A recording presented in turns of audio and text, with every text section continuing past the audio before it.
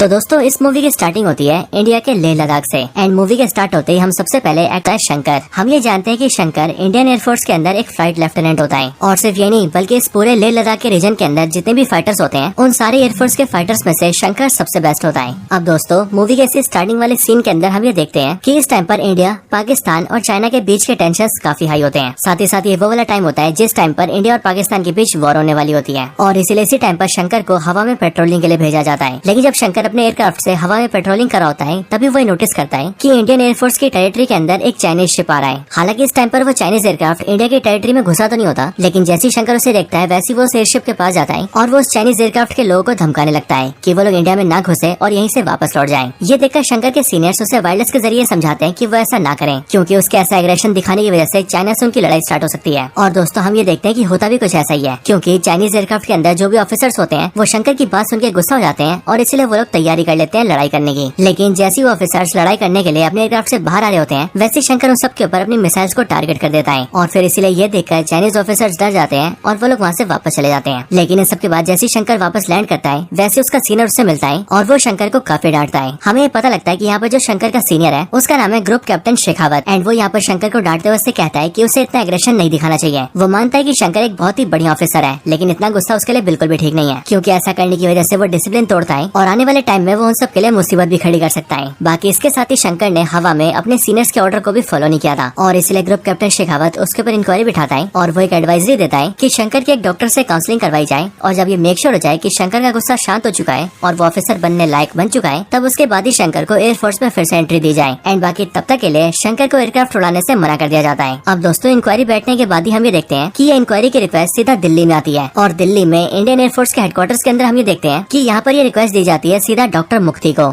दिल्ली में जैसी डॉक्टर मुक्ति को शंकर की फाइल मिलती है वैसी वो फाइल के अंदर शंकर का नाम देखकर और उसकी फोटो देखकर हैरान रह जाती है। बाकी इसके साथ ही हम ये भी नोटिस करते हैं कि इस टाइम पर डॉक्टर मुक्ति प्रेग्नेंट है लेकिन प्रेग्नेंट होने के बाद भी वो ये कहती है कि वो ये केस जरूर लेगी और वो शंकर की काउंसलिंग करने आएगी। अब इसके बाद ही हम ये देखते हैं कि डॉक्टर मुक्ति सीधा लद्दाख आती है और वहाँ आकर शंकर से मिलती है। लेकिन दोस्तों जैसी वो शंकर के सामने आती है वैसे हम ये नोटिस करते हैं कि शंकर सामने से उल्टी का बहाना बनाकर वहाँ से चला जाता है एंड वो अपने सीनियर से कहता है कि उसे उल्टी आ रही है। और दोस्तों यही देखकर हमें पता लगता है कि शंकर और मुक्ति के बीच पास्ट में कुछ ऐसा हुआ है जिसकी वजह से शंकर मुक्ति से बहुत ज्यादा नफरत करता है। अब दोस्तों इसके ठीक बाद ही फ्लैशबैक आता है और कहानी जाती है सीधा 7 साल पीछे दिल्ली में। प्रेजेंट टाइम से ठीक 7 साल पहले हम ये देखते हैं कि दिल्ली के कॉलेज के अंदर शंकर और मुक्ति दोनों स्टडी किया करते थे लेकिन इस कॉलेज के अंदर इन दोनों की लाइफ बहुत ही अलग थी। मुक्ति एक बहुत ही अमीर फैमिली बैकग्राउंड से थी और वहीं पर शंकर एक काफी नॉर्मल फैमिली से बिलोंग करता था। बाकी इसके साथ ही शंकर इस पूरे कॉलेज और पूरी दिल्ली यूनिवर्सिटी का प्रेसिडेंट था एंड वो इतना ज्यादा एग्रेसिव था कि वो हमेशा मार पिटाई किया करता था। इसके साथ ही शंकर के साथ उसके 10-20 गुंडे हमेशा रहते थे जो कि कहने को तो उसी कॉलेज के स्टूडेंट थे बट वो शंकर के साथ मार पिटाई किया करते थे। लेकिन शंकर से हटकर मुक्ति उससे बिल्कुल अलग थी। वो एक बहुत ही शांत स्वभाव की लड़की थी और वो साइकोलॉजी की स्टडी किया करती थी। अब इसी कॉलेज के अंदर मुक्ति एक थीसिस तैयार करती है वो भी वायलेंस के ऊपर और इस थीसिस में वो बेसिकली 2200 पेजेस का प्रोजेक्ट तैयार करती है जिसमें कि वो अपने टीचर्स के सामने प्रस्ताव रखती है कि साइकोलॉजी का इस्तेमाल करके हम किसी भी आदमी के अंदर से वायलेंस को खत्म कर सकते हैं। यानी कि अगर कोई पर्सन बहुत ही ज्यादा गुस्सैल है तो तब भी साइकोलॉजी का इस्तेमाल करके उसे धीरे धीरे करके शांत किया जा सकता है और उसके मन के गुस्से को पूरी तरह से खत्म किया जा सकता है। लेकिन दोस्तों जिस टाइम पर मुक्ति अपना थीसिस का प्रोजेक्ट बता रही होती है उस टाइम पर उसी हॉल में शंकर एक लड़के को पीटते पीटते लाता है एंड वो हॉल के अंदर ही अपने दोस्तों के साथ मिलकर उसकी बहुत बुरी तरह से पिटाई करता है और वो भी सिर्फ इसीलिए क्योंकि वो लड़का इलेक्शंस में शंकर के खिलाफ खड़ा हो रहा था। अब दोस्तों मुक्ति जिन टीचर्स के सामने ये सारा प्रस्ताव रखी होती है वो जैसे शंकर का हॉल में ये ड्रामा देखते हैं वैसे वो काफी ज्यादा गुस्सा हो जाते हैं और वो मुक्ति से बोलते हैं कि किसी भी पर्सन से वायलेंस को खत्म करना इम्पॉसिबल है और फिर इसीलिए वो मुक्ति से कहते हैं कि वो किसी और प्रोजेक्ट के ऊपर काम करें एंड इस वायलेंस वाले प्रोजेक्ट को छोड़ ही दे। लेकिन दोस्तों मुक्ति अपनी बात पर डटी रहती है एंड फिर इसीलिए वो डिसाइड करती है कि अगर वो शंकर के मन से वायलेंस हटा दे जो कि वैसे बहुत ही ज्यादा वायलेंट आदमी है तो फिर वो इस तरीके से अपने टीचर्स के सामने अपनी रिसर्च को पूरा कर सकती है एंड उनके सामने इस बात को साबित कर सकती है कि साइकोलॉजी के इस्तेमाल से वो लोग वायलेंस को खत्म कर सकते हैं। अब दोस्तों ये चीज मुक्ति के लिए एक चैलेंज बन जाती है और वो चैलेंज ये था कि अब उसे कुछ भी करके शंकर के अंदर के वायलेंस को खत्म करना है और शंकर को एक जीरो एंगर वाला इंसान बनाना है ताकि वो अपने टीचर से अपने थीसिस पर अप्रूवल ले सके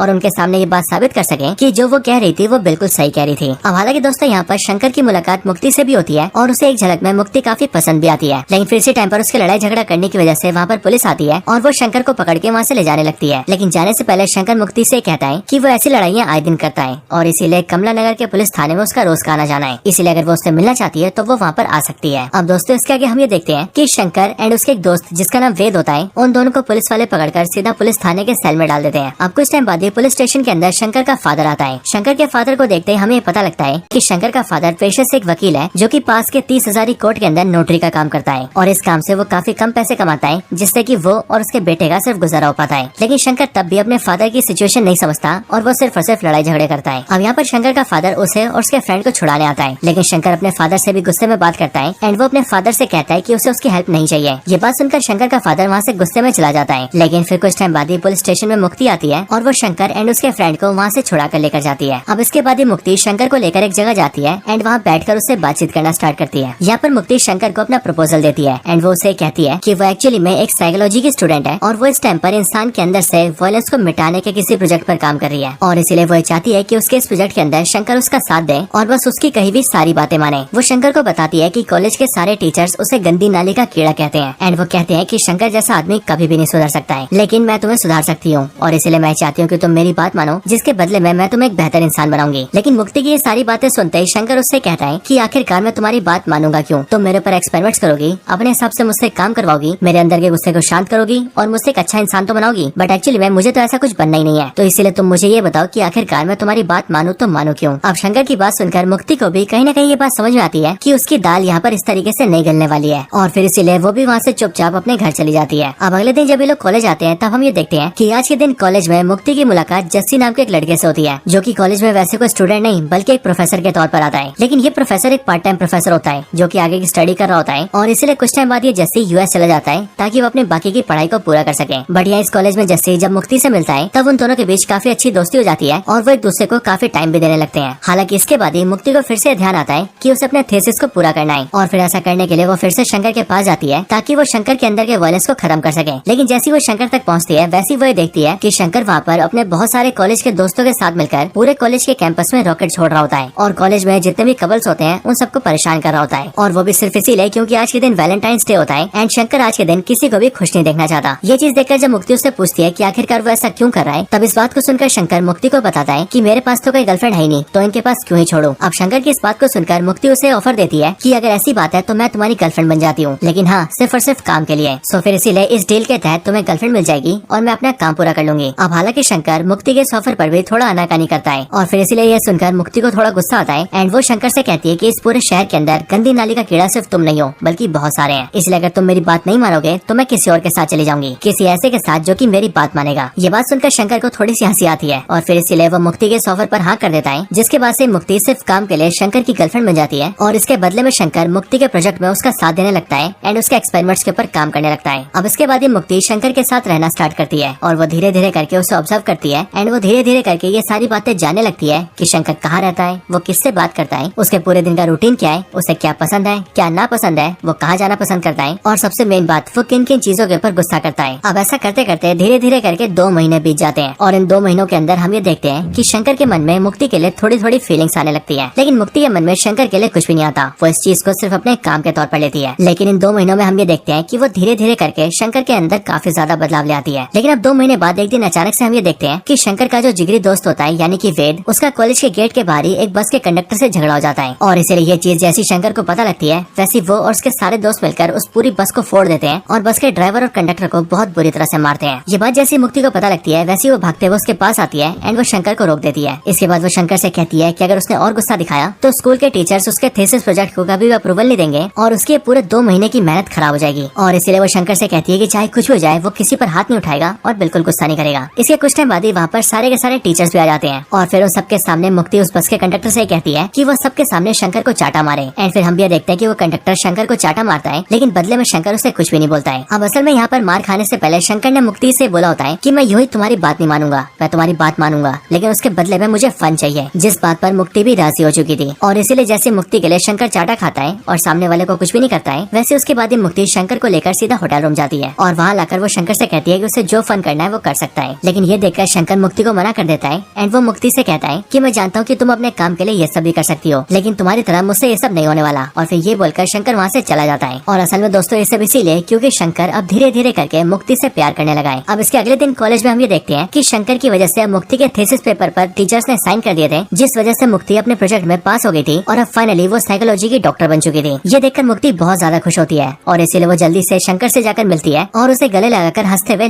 लव यू बोलने लगती है एंड शंकर से कहती है कि तुम्हारी वजह से आज मेरा बहुत बड़ा काम हो गया। यहाँ पर शंकर पहले पहले मुक्ति की बात सुनता है एंड फिर उसके बाद ही वो मुक्ति को अपने दिल की बात बताता है। वो मुक्ति से कहता है कि तुम्हें पता है मुझे इतना गुस्सा क्यों आता है। असल में मुझे इतना गुस्सा इसीलिए आता है क्योंकि आज से बहुत साल पहले जब मैं छोटा था और सिर्फ 10 साल का था, तब मेरी आंखों के सामने मेरी माँ जलकर मर गई थी। मैंने अपनी आंखों से अपनी माँ को जलकर मरते हुए देखा और इसीलिए वो दर्द मुझे भी महसूस हुआ और फिर इसीलिए उसके अगले दिन से ही हर रोज मैं जलने लगा एंड मुझे जलन की दर्द होने लगी और यही चीज कारण बनी मेरे इतने गुस्सैल होने का, जिस वजह से मैं अपने गुस्से पर काबू नहीं कर पाता था। लेकिन मुक्ति, तुमने मुझे पूरी तरह से बदल दिया है। मुक्ति, मैं तुमसे बहुत प्यार करता हूँ और मैं चाहता हूँ कि मैं हमेशा तुम्हारे साथ ही रहूँ। लेकिन दोस्तों हम ये देखते हैं कि मुक्ति शंकर की इन बातों को सुनकर हैरान रह जाती है क्योंकि एज ऑफ कोर्स शंकर को तो मुक्ति से बहुत ज्यादा प्यार था, लेकिन मुक्ति शंकर से एक ढेले का भी प्यार नहीं करती थी। अब इसी पॉइंट ऑफ टाइम पर कॉलेज के गेट पर मुक्ति का एक दोस्त आता है जो कि जैसे मुक्ति को आवाज लगाता है वैसे मुक्ति शंकर को छोड़ के वहाँ से चली आती है और अपने दोस्त की गाड़ी बैठ के वहाँ से निकल जाती है। ये देखकर मानो शंकर का दिल पूरी तरह से टूट जाता है और फिर इसीलिए शंकर रात को अपने दोस्तों के साथ बैठकर शराब पीता है और इस बात का गम मनाता है कि मुक्ति ने उसे धोखा दिया है। अब इसी टाइम पर शंकर का एक दोस्त उसके पास आता है एंड वो शंकर को बताता है कि जो लड़का आज मुक्ति को अपनी गाड़ी में बिठाकर ले गया वो उसके बारे में सारी जानकारी निकाल कर लाया है। वो लड़का असल में मुक्ति के फादर के दोस्त का बेटा है और वो मुक्ति के साथ बचपन से ही फ्रांस में पढ़ाई किया करता था और उसके सुनने में तो ये भी आया कि उनके दोनों पिताओं ने उनकी शादी तक तय कर दी है। ये बात सुनकर शंकर को बहुत ज्यादा गुस्सा आता है एंड उसे जैसे ये पता लगता है कि इस टाइम पर वो मुक्ति के साथ किसी बार के अंदर है, वैसे शंकर जल्दी से उन दोनों से बहस करने जाता है और फिर उस बार के अंदर वो मुक्ति और उसके दोस्त से काफी बहसबाजी करता है एंड वो मुक्ति से कहता है कि मैंने तुमसे प्यार किया था लेकिन तुमने मुझे धोखा दिया है। एंड फिर इन सारे ड्रामे के बाद शंकर वहाँ से चला जाता है। अब दोस्तों मुक्ति एक साइकोलॉजी की डॉक्टर है, इसीलिए वो जानती है कि शंकर के साइकोलॉजी वाले लोग क्या क्या कर सकते हैं और अब इसीलिए मुक्ति ये डिसाइड करती है कि उसे शंकर के घर जाकर उससे मिलना चाहिए एंड उसे बात करके उसे सब कुछ समझाना चाहिए और उसे कह देना चाहिए कि उसका और मुक्ति का कोई मेल नहीं है, इसलिए शंकर अपनी लाइफ में आगे बढ़ जाए। अब इस बात को सोचकर जैसी मुक्ति शंकर के घर जाती है वैसी वो देखती है कि शंकर एक बहुत ही छोटे और पुराने से घर में रहता है और जब वो शंकर के घर पहुंचती है तब वो देखती है कि शंकर इस टाइम पर अपने फादर और अपने दोस्त वेद के साथ डिनर कर रहा होता है। अब यहाँ पर ही मुक्ति शंकर से ये बोलने आई होती है कि वो उससे प्यार नहीं करती है और इसीलिए शंकर को भी इस बात को समझना चाहिए एंड अपनी लाइफ में आगे बढ़ना चाहिए। लेकिन अब क्योंकि इस टाइम पर शंकर के साथ उसके फादर भी होते हैं, इसलिए मुक्ति यहाँ पर शंकर से ये सारी बातें नहीं बोल पाती है और सिर्फ ये नहीं बल्कि मुक्ति शंकर को अगले दिन अपने घर बुला लेती है एंड वो उससे कहती है कि वो उसके घर आकर उसके फादर से बात कर सकता है। ये बोलकर मुक्ति वहाँ से चली जाती है। अब मुक्ति ये बोलकर जैसी वहाँ से जाती है वैसे उसके बाद ही शंकर, उसका फादर और उसका फ्रेंड वेद बहुत ज्यादा खुश हो जाते हैं। साथ ही साथ वो खुशी के मारे नाचने लगते हैं और वो ये सोचने लगते हैं कि शायद से मुक्ति को शंकर से प्यार हो गया है और इसीलिए वो शंकर को अपने फादर से मिलने बुला रही है। अब इसके बाद ही अगले दिन शंकर बिना देरी किए मुक्ति के फादर से मिलने उनके घर जाता है। लेकिन जैसे मुक्ति का फादर शंकर से मिलकर उससे बातचीत करता है वैसे वो शंकर को नीचा दिखाने लगता है और वो उससे पूछता है कि आखिरकार वो कितने पैसे कमाता है और काम क्या करता है। लेकिन अब क्योंकि शंकर के पास कोई भी ढंग की जॉब नहीं होती और वो टपोरीगिरी करता है, इसीलिए इन बातों को लेकर मुक्ति का फादर शंकर की काफी बेइज्जती करता है। साथ ही साथ वो शंकर को ये भी बताता है कि वो और कोई नहीं बल्कि एक जॉइंट सेक्रेटरी है और एक जॉइंट सेक्रेटरी इतना बड़ा ऑफिसर होता है कि उसके नीचे IAS और IPS ऑफिसर्स भी आते हैं। अब इन बातों को सुनकर शंकर ये समझ जाता है कि मुक्ति का फादर उसे नीचा दिखा रहा है और इसीलिए शंकर मुक्ति के फादर से बोलता है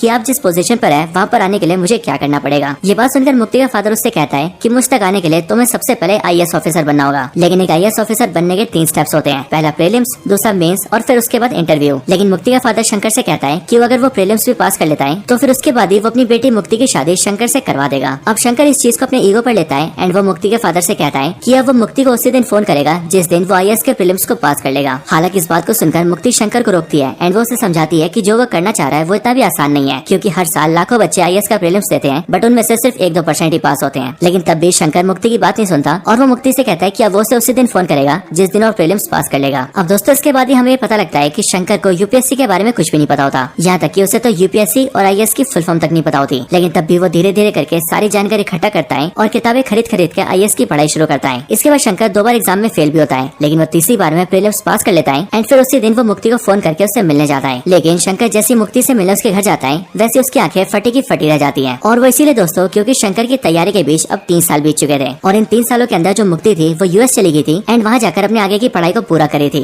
जिस दौरान उसकी मुलाकात वहाँ पर फिर से जस्सी से हुई एंड वहाँ पर उससे और जस्सी को आपस में प्यार हो गया और आज के दिन ही वो दोनों मुक्ति के घर पर अपनी एंगेजमेंट कर रहे होते हैं। इसलिए ये देखकर शंकर से सहा नहीं जाता और इसीलिए वो सबके सामने मुक्ति को बुरा भला बोल के वहाँ से चला जाता है। लेकिन शंकर से फिर भी इस बात को सहा नहीं जाता, इसीलिए वो कुछ टाइम बाद ही पेट्रोल बम्स को लेकर वापस मुक्ति के घर में घुसता है और पूरे घर के अंदर पेट्रोल बम्स का इस्तेमाल करके आग लगा देता है। अब ये देखकर मुक्ति बहुत ज्यादा घबरा जाती है और उसे समझ में आ जाता है कि हो नाउ शंकर ने अपना प्रीलिम्स पास कर लिया है एंड इसीलिए वो जल्दी से जाकर अपना लैपटॉप खोलती है और रिजल्ट में चेक करके देख लेती है कि शंकर सच में पास हो चुका है। पर इतने में शंकर हर तरफ आग लगाता हुआ जल्दी से मुक्ति के पास आता है और उसे जबरदस्ती पकड़ के उससे कहता है कि मैंने तुम्हें कहा था कि जब मैं प्रीलिम्स पास कर लूं तो तुम मेरा फोन जरूर उठाओगी, लेकिन आज के दिन तुमने मेरा फोन नहीं उठाया और तुम तो किसी और से शादी करने की तैयारी कर रही हो और इसीलिए ये चीज देखकर मुझसे आज सहा नहीं जा रहा है। मुझे ऐसा लग रहा है कि मेरी पूरी बॉडी आग से जल रही है, मुझे जलन महसूस हो हो रही है। मुझे बिल्कुल समझ नहीं आ रहा कि मैं तुम्हारे साथ क्या करूँ। मैं तुम्हें किस करूँ, तुम्हें जान से मार दूं, तुम्हें इस छत से धक्का दे दूं, या फिर तुम्हें लेकर इस छत से खुद ही कूद जाऊं। लेकिन इसके बाद ही मुक्ति शंकर से बात करना स्टार्ट करती है। और अब क्योंकि मुक्ति शंकर से बिल्कुल भी प्यार नहीं करती थी, इसलिए वो शंकर को समझाती है कि वो ऐसा न करें, और उसने बड़ी मेहनत से प्रीलिम्स को पास किया है, इसलिए वो आगे की तैयारी करे और IAS ऑफिसर बने। क्योंकि अगर वो ये सब करता रहा तो फिर वो जल्दी जेल चला जाएगा और उसके आगे का पूरा करियर खराब हो जाएगा। लेकिन दोस्तों शंकर को इन सारी बातों से कोई फर्क नहीं पड़ता, क्योंकि एज ऑफ कोर्स उसके लिए सिर्फ एक ही चीज मायने रखती है, और वो है मुक्ति। और मुक्ति को पाने के लिए उसने IAS का प्रीलिम्स पास किया था। लेकिन आज के दिन शंकर को बहुत ही बड़ा धोखा मिला है। लेकिन अब इन सबके बीच ही वहाँ पर पुलिस आती है और पुलिस शंकर को अरेस्ट करके पुलिस स्टेशन में बंद कर देती है। ये सारी चीजें पता लगते ही शंकर का फादर बहुत ज्यादा डर जाता है, क्योंकि शंकर का फादर ये जानता था कि अगर उसके बेटे शंकर के ऊपर पुलिस केस हो गया तो फिर उसका बेटा कभी भी IAS ऑफिसर नहीं बन पाएगा। और फिर ऐसा करने के लिए शंकर का फादर जल्दी से मुक्ति के फादर के पास जाता है एंड उसके पैरों में गिर के उससे माफी मांगता है, ताकि मुक्ति के फादर ने शंकर के ऊपर जो भी कंप्लेन की है वो उसे वापस ले ले। मुक्ति का फादर बहुत ज्यादा गुस्से में होता है और इसलिए वो न सिर्फ शंकर के फादर से खुद से माफी लेता है, बल्कि उसके घर में जितने भी नौकर चाकर भी होते हैं वो शंकर के फादर से सबसे माफी मंगवाता है। और वो शंकर के फादर से कहता है कि वो सबके पैरों में गिरकर उनसे माफी मांगे। हालांकि मुक्ति जैसी शंकर के फादर को इतनी बुरी हालत में देखती है, वैसी वो अपने फादर पर गुस्सा करती है और वो शंकर के फादर को वहाँ से जाने के लिए कहती है। और फिर दोस्तों इसके बाद ही मुक्ति का फादर शंकर के फादर से कहता है कि वो उसके बेटे को भी माफ कर रहा है, लेकिन आगे से ऐसा कुछ भी नहीं होना चाहिए। और फिर ये बोलने के बाद वो उससे कहता है कि वो अपने बेटे को पुलिस स्टेशन से ले जा सकता है। इसके बाद ही शंकर का फादर पुलिस स्टेशन जाता है और वहाँ से अपने बेटे को उठाकर ले जाता है। पुलिस स्टेशन में हम ये देखते हैं कि शंकर को पुलिस वालों ने बहुत बुरी तरह से पीटा होता है और इसीलिए शंकर बहुत बुरी हालत में होता है। लेकिन तब भी शंकर का फादर उसे अपने स्कूटर पर बैठाता है और वापस घर ले जाने लगता है। अब इस टाइम पर शंकर का फादर अपने बेटे के लिए बहुत ज्यादा इमोशनल होता है और इसीलिए वो शंकर से बातचीत करते करते उसे बताता है कि बेटा तुझे याद है कि जब तू छोटा था तब तो हमेशा ही मुझसे प्लेन के अंदर बैठ के उड़ने की फरमाइश करता था, लेकिन गरीब होने की वजह से मैं तेरे सपने को पूरा नहीं कर पाया। पर तेरी खुशी के लिए मैं तेरी आंखों पर पट्टी बांधता था और अपनी साइकिल को बहुत जोर से चलाता था, इतनी जोर से चलाता था कि तुझे उससे बहुत ज्यादा खुशी होती थी और तुझे मन में ऐसा फील होता था कि तू प्लेन के अंदर बैठ के उड़ रहा है। अब यहाँ पर शंकर का फादर इमोशनल होकर स्कूटर को बहुत तेज भगाता है और वो शंकर से कहता है देख बेटा आज भी तेरा फादर तुझे प्लेन में बिठाकर उड़ा रहा है। लेकिन इमोशनल होने की वजह से शंकर का फादर स्कूटर को बहुत तेज चलाने लगता है, जिस वजह से स्कूटर में दिक्कत आती है और स्कूटर का एक्सीडेंट हो जाता है और शंकर एंड उसका फादर स्कूटर के साथ ही जमीन पर गिर जाते हैं। जमीन पर गिरने की वजह से शंकर के फादर को बहुत बुरी तरह से चोट लगती है और इसीलिए मौका वारदात पर शंकर के फादर की वहीं पर मौत हो जाती है। ये देखकर शंकर बहुत ज्यादा टूट जाता है। अब इसके बाद ही शंकर अपने फादर का अंतिम संस्कार करने के लिए सीधा बनारस जाता है। लेकिन बनारस में जो पंडित उसके फादर का अंतिम संस्कार करता है वो पंडित और कोई नहीं बल्कि रांझना मूवी में कुंदन का बेस्ट फ्रेंड होता है एंड इसे इस मूवी के अंदर उसी रेफरेंस के लिए डाला गया है। और अब क्योंकि उस मूवी के अंदर इस पंडित का दोस्त यानी कि कुंदन एक लड़की के पीछे बर्बाद हो गया था, इसीलिए वो यहाँ पर शंकर को समझाता है कि वो उस तरह से बिल्कुल भी बर्बाद ना हो। वो इसके साथ ही शंकर से ये भी कहता है कि वो जिस लड़की को पाना चाहता है वो लड़की उसे कभी नहीं मिलेगी और इसीलिए शंकर अपनी जिंदगी में आगे बढ़े और अपने पिता की इच्छा को पूरा करे। अब इसके बाद शंकर अपने फादर का अंतिम संस्कार पूरा करता है एंड वहाँ बनारस से गंगा जल भर के सीधा मुक्ति के घर पहुँचता है और वहाँ जाकर पहले वो मुक्ति को बताता है कि वो अपने फादर का अंतिम संस्कार करके आ रहा है एंड फिर ये बोलने के बाद वो गंगा जल को मुक्ति के सर पर डाल देता है और फिर वो मुक्ति से कहता है कि वो जानता है कि वो शादी करने वाली है, इसीलिए वो भगवान शंकर से प्रार्थना करता है कि आगे चलकर उसका खुद का भी एक बेटा हो और वो भी किसी लड़की से प्यार करे। जिसके बाद जाकर मुक्ति को ये पता लगेगा कि जब कोई लड़का किसी लड़की के प्यार में परेशान होता है तो उसकी माँ कितनी तकलीफ में आती है। अब मुक्ति से ये सब बोलने के बाद शंकर वहाँ से चला जाता है। अब शंकर की लाइफ में कुछ नहीं बचा था और इसलिए वो सीधा अपने घर आता है और अपने छत पे बैठ के अपने सर पे बंदूक लगाता है। लेकिन खुद को गोली से मारने से पहले शंकर ये देखता है कि उसके सर से ऊपर से एक प्लेन जा रहा है और इसीलिए उस उड़ते हुए प्लेन को देखकर उसे अपने फादर की याद आती है, जिनका ये सपना था कि उनका बेटा शंकर बड़ा होकर दुनिया के सबसे तेज हवाई जहाज को चलाए। और अब इसके लिए शंकर ये डिसाइड करता है कि अब वो और कुछ नहीं बल्कि इंडियन एयरफोर्स के अंदर एक फाइटर बनेगा और वो उड़ाएगा इंडिया के सबसे फास्ट एयरक्राफ्ट को। अब ऐसा करने के लिए शंकर बहुत ज्यादा मेहनत करता है और वो पढ़ाई कर करके एयरफोर्स में शामिल हो जाता है, जिसके बाद वो ट्रेनिंग करके एयरक्राफ्ट उड़ाना स्टार्ट करता है एंड फिर उसके बाद शंकर की पोस्टिंग सीधा लद्दाख में होती है। और फिर उसके बाद से शंकर क्या क्या करता है इन सारी चीजों को हमने मूवी के स्टार्टिंग में देखा था। लेकिन दोस्तों इसकी दूसरी तरफ हमें मुक्ति की स्टोरी भी दिखती है और हम ये जानते हैं कि जिस दिन मुक्ति की शादी हो रही थी, यानी कि उसी दिन जिस दिन शंकर मुक्ति के सर पे गंगा जल डाल के गया था, उसी वाले दिन मुक्ति को शंकर का प्यार समझ में आ गया था और इसीलिए उसने अपनी शादी तोड़ ली थी। लेकिन शादी तोड़ने के बाद वो जैसी रात को शंकर के घर गई वैसे उसे पता लगा कि शंकर अब घर छोड़ के यहाँ से कहीं और दूर जा चुका है। साथ ही अब वो कहाँ रहता है इस बारे में कोई नहीं जानता और अब वो किसी के कॉन्टेक्ट में भी नहीं है। अब इस चीज के बारे में सोच सोचकर मुक्ति ज्यादा परेशान होने लगी। वो धीरे धीरे करके शराब पीने लगी और धीरे धीरे करके उसने अपनी पूरी हेल्थ खराब कर ली। लेकिन मुक्ति का फादर ये चाहता था कि मुक्ति शादी कर ले और अब इसीलिए अपने फादर की बात मानते हुए मुक्ति जस्सी से शादी कर लेती है, जिसके बाद आगे चलकर वो प्रेग्नेंट भी होती है और मुक्ति को ये पता लगता है कि बहुत ही जल्द उसका एक बेटा होने वाला है। लेकिन मुक्ति ने शराब पी पीकर अपनी हालत इतनी खराब कर ली थी कि अब उसे ब्लड कैंसर हो चुका था। यहाँ तक कि मुक्ति की हालत इतनी ज्यादा खराब हो चुकी थी कि उसे देखकर उसका फादर भी उस बात को सहन नहीं कर पाता और उसके फादर को भी हार्ट अटैक आने लगते हैं, जिस वजह से मुक्ति का फादर भी अपनी आखिरी सांसें गिन रहा होता है। और दोस्तों इसके बाद क्या हुआ इसे हमने मूवी के स्टार्टिंग में देखा ही था, क्योंकि इसके बाद अचानक से एक दिन मुक्ति को शंकर की फाइल मिली। उसने शंकर का केस अपने हाथों में लिया और फिर वो शंकर से मिलने एंड उससे माफी मांगने सीधा लद्दाख आ गई, वो भी शंकर के पास। अब ये सारी कहानी खत्म होकर प्रेजेंट प्रेजेंट टाइम आता है और यहाँ पर मुक्ति शंकर से जाकर बातचीत करती है। मुक्ति को देखकर शंकर बहुत ज्यादा गुस्से में होता है, लेकिन मुक्ति शंकर को समझाते हुए कहती है कि शंकर मेरी बात समझो, कोई भी लड़की हमेशा एक राजकुमार के सपने देखती है, बल्कि ना ही किसी मजदूर के। और इसीलिए शंकर मैं भी हमेशा से ऐसे लड़के का सपना देखती थी जो कि मेरी बराबरी का और वो मुझे खुश रखे। एंड इसी वजह से मुझे तुमसे कभी प्यार नहीं हुआ, लेकिन सच बताऊं तो धीरे धीरे करके मैं तुमसे प्यार करने लगी थी। और आज जो मेरी जो हालत है वो कहीं न कहीं तुम्हारी वजह से ही है, क्योंकि तुम्हारी वजह से ही मैं इतनी ज्यादा शराब पीने लगी और मैंने अपनी हालत ऐसी कर ली। बट दोस्तों हम ये देखते हैं कि मुक्ति की इन सारी बातों को सुनकर शंकर हंसने लगता है और इसीलिए शंकर को देखकर मुक्ति उससे कहती है कि मैं जानती थी कि जब मैं तुमसे ये सब बोलूंगी तो तुम मुझ पर हंसोगे। और इसीलिए शंकर ना तो आज मैं तुमसे अपने प्यार का इजहार करने आई हूँ एंड ना ही मैं तुमसे कोई माफी मांगने आई हूँ, बल्कि आज के दिन मैं यहाँ पर आई हूँ अपने बेटे के लिए। असल में दोस्तों मैंने आपको बताया था कि ये वो टाइम है जिस टाइम पर इंडिया और पाकिस्तान के बीच वॉर स्टार्ट होने वाली थी। और इसलिए यहाँ पर मुक्ति शंकर से कहती है कि उसका हस्बैंड जस्सी नेवी में है और उसे इस टाइम पर INS विजय में लड़ने के लिए भेजा गया है। इसलिए हो सकता है कि इस बच्चे का फादर यानी कि जस्सी वापस जिंदा न आए, लेकिन इसके साथ ही तुम भी एयरफोर्स के पायलट हो और इसलिए आज के दिन अगर मैंने तुम्हारी फाइल पर साइन कर दिया तो तुम भी सीधा वॉर लड़ने चले जाओगे, जिसके बाद तुम भी जिंदा बचोगे या फिर नहीं ये कोई नहीं जानता। एंड इसीलिए शंकर मैं तुम्हारी फाइल पर साइन नहीं करना चाहती, मैं चाहती हूँ कि तुम ये वॉर छोड़ दो और तुम मेरे बच्चे को संभाल लो। अब यहाँ पर शंकर मुक्ति की बात मानने के लिए पूरी तरह से मुकर जाता है, लेकिन अगले पल मुक्ति की तबीयत खराब हो जाती है एंड उसकी बॉडी से ब्लड निकलने लगता है, जो देखकर शंकर का दिल पसीज जाता है और वो ये समझ जाता है कि हो ना हो कुछ ही टाइम में मुक्ति की डिलीवरी होने वाली है। इसीलिए वो मुक्ति को जल्दी से उठाकर हॉस्पिटल के अंदर लेकर जा रहा होता है। यहाँ पर रास्ते में मुक्ति फिर से शंकर से वादा करने को कहती है कि वो उसके बाद उसके बेटे को संभाल लेगा, लेकिन शंकर मुक्ति से कहता है कि अगर उसने उसके बेटे को संभाला तो उसका बेटा गंदी नाली का कीड़ा कहलाएगा, क्योंकि वो खुद भी एक गंदी नाली का कीड़ा है। लेकिन ये सुनकर मुक्ति शंकर से कहती है कि उसने खुद ने एक गंदी नाली के कीड़े को एक इंसान बनाया है और वो इंसान आज की तारीख में इंडियन एयरफोर्स का बेस्ट पायलट है और इसलिए वो जानती है कि उसका बेटा शंकर के साथ पूरी तरह से खुश रहेगा। बट इन सारी बातों को सुनने के बाद शंकर मुक्ति से कहता है कि तुम्हें ये सब सोचने की कोई जरूरत नहीं है, क्योंकि आज के दिन मैं वॉर पर जाऊंगा और अपने देश के दुश्मनों से लड़ूंगा,